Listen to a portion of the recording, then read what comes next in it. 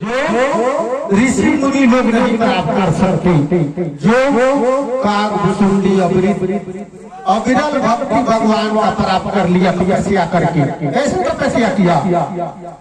वो ध्यान देकर इसमें सुने, कैसे भगवान को प्राप्त कर लिए हैं जीव। हम लोग मनुष्य है सबसे उत्तम, रहे व्यापक सकल जग माही, तेहि गिरि पर्वत कबहू नहीं जाई। जाहि बसी हरि भजई निकागा, सो सुनु उमा सौधारे अनुरागा।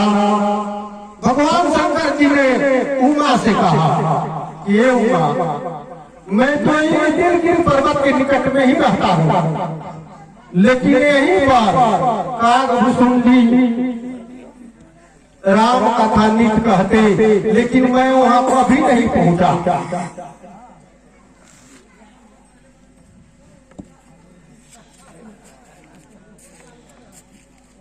पीपल कर तरु ध्यान से धरही, जप जगिया पकड़ी तरु करही। आम छाव करे मानस पूजा, हरि भजनु काजू नहीं दूजा। कागभूषुंडी उस नीलगिरी पर्वत पर पीपल के वृक्ष के तर में ईश्वर का ध्यान करते और पाकड़ तर जप यज्ञ करते और आम के छांव में बैठ करके भगवान को मानसिक पूजा करते और उसको भगवान के सिवा कोई काज नहीं था। बटे वृक्ष तरु कथा प्रसंगा, आवहि सुनहि अनेक विहंगा। रामचरित्र विचित्र विधि नाना, सादर करहि गुण गाना।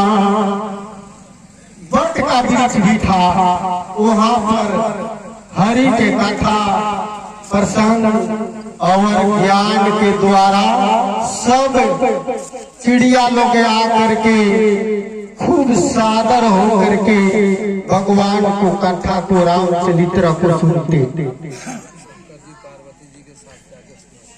तो उमा से कहा शंकर भगवान, तब कछु काल मराल तनु, धरि तहाँ किया निवास।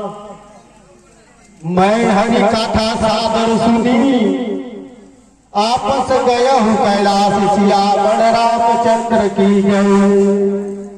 एक बार शंकर भगवान ने भ्रमण करते करते उस नीलगिरी पर्वत पर ही चल गए।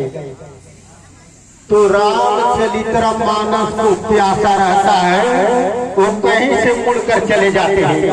राम कथा सुनते भगवान शंकर के दिल में रोमांच आने लगा।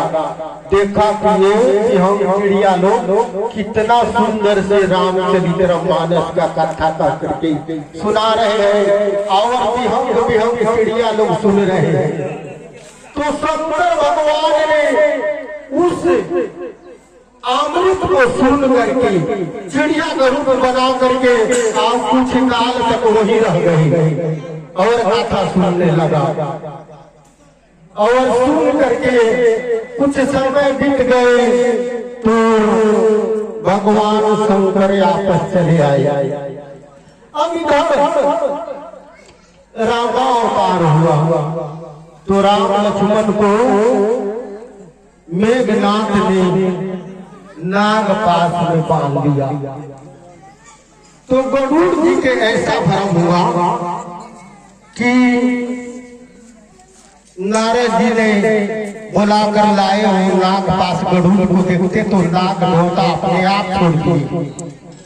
तो गरुड़ जी का भ्रम हुआ कि मैंने सुना था कि ब्रह्मा का अवतार है रामायण अवतार, इसमें कुछ भी प्रभाव समझ में नहीं देखा। भाव बंधन से छूटा ही जाकर जपी हरि नाम, सर्व निशाचर बांधई नाग पास ते ही राम सियावर रामचंद्र की जय। मैंने सुना कि राम का नाम लेकर के मनुष्य भाव बंधन से छूट जाते हैं और भक्ति प्राप्त करते हैं। आयुष में कोई प्रभाव नहीं देखा, मैंने नाक पास काटा। उनको जब भरम और घमंड गरम हो गए तो अब गरुड़ जी पागल जैसे हो गए। अब उसको कहीं चैन नहीं मिलता। अब इस संसार में लाला भ्रमण करने गए व्यासदेव सिपाही, कहे लगे मन संशय माही। सुनी नरधि लागे अति दाया, सुख पर राम के माया।